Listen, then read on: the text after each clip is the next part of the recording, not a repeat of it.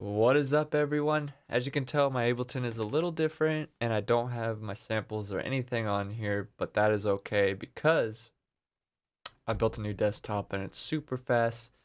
My laptop was running at it was an i7 at 2.7 gigahertz or whatever that is. Now I'm running at 4.2, not even overclocked. That was overclocked on my other one.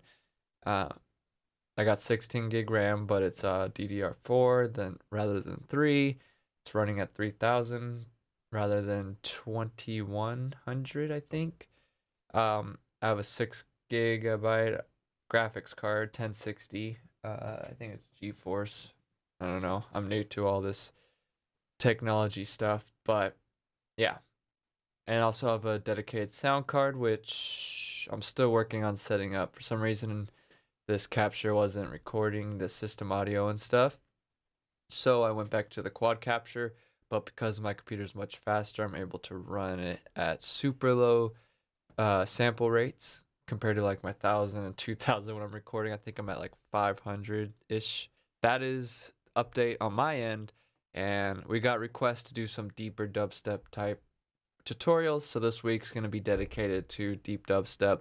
And first things first, you need to be able to control your subs, get crazy movements with your subs, and that's what we're going to do in this one. So we're going to be working on subs. We could use any VST really, so just take note what I'm doing. So again, sine, drop it down an octave or two depending on.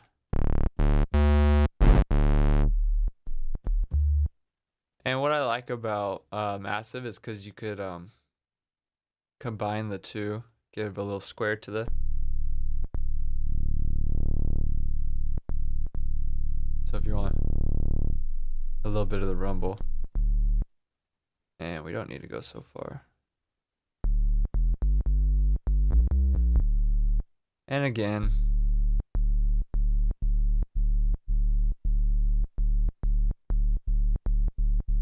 that's why I have these macros set up.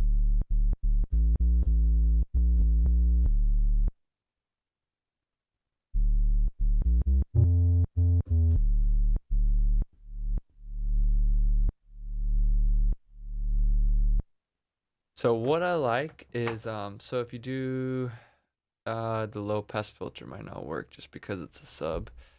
We'll do it on the amp. So what I like about Massive is, say we have the amp going up. Actually, let's put this on. Alright, so say we have it going up. We could also add the LFO.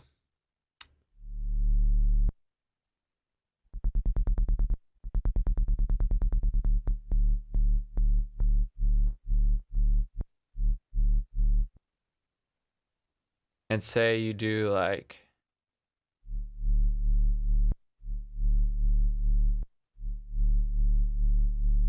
see how it's rising?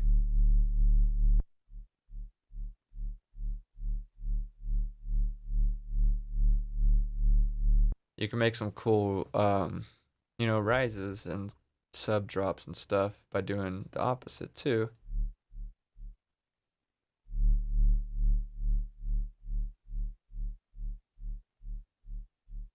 Those are cool for like intros when you want to hit that note and then fade away.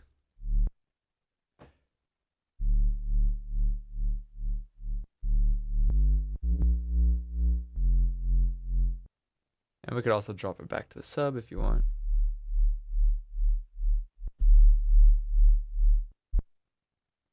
And then we'll put the decay back. And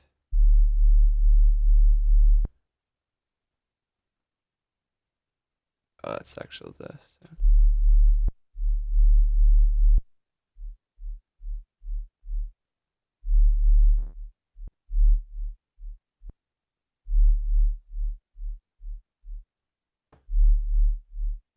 I like something like that for now. But that's basically the main movement of the pulsing sub. It's just a combination of everything.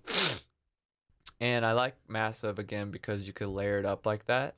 And you could also do the envelope on the amp. And then say we drag this out a little bit.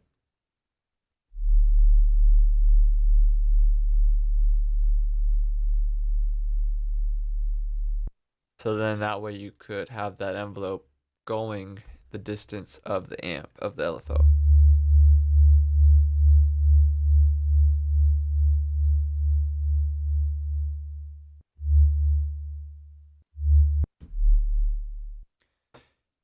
And really, it's just combinations of all this stuff. There's really no answer. You just need to experiment and treat your sub as if you're creating a sound and just start bending it around and stuff.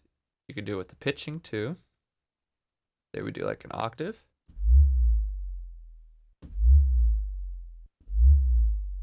See, gives it like a nice little sub drop, but then it kind of like, since I have it pulsing in, kind of goes in and out.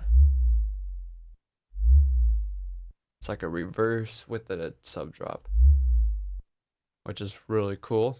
And then you could also do, what was I thinking of in my head?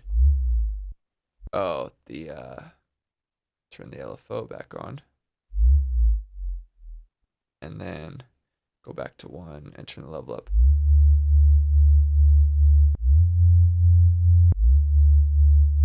And if we go down another octave,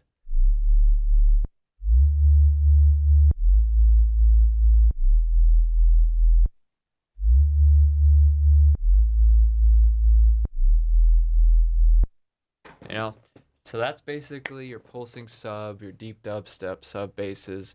You're really just gonna have fun and control it like you're actually making a sound and not just treating it as slapping a sub onto the track. You know, you need to shape it, you need to control the movement, and I would say I would use Massive for something like this just because I like the way you can control the pitch.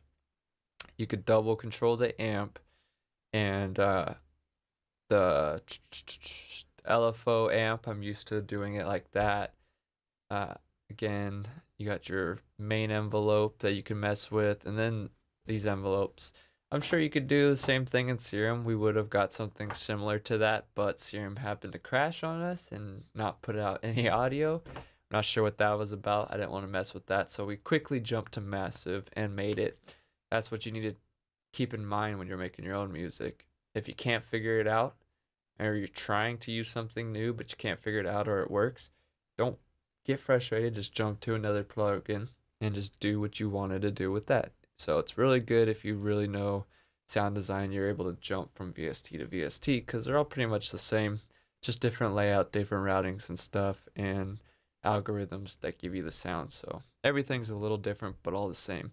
So I hope that has helped you guys controlling your subs, making those pulsing, wobbly, reverse, sub drop subs that the deep dubstep genre kind of uses in almost every song. You know, it's really bass heavy and you want to control that sub. And again, you know, you could filter in some square.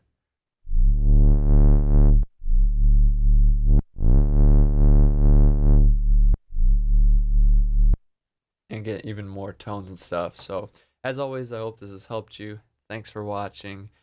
Don't forget to click that link in the description. Get over 80 presets and training and samples and a bunch of other stuff. Discount codes to our store. All that great stuff. Click that link. Claim your free gifts. See you on the inside. Peace.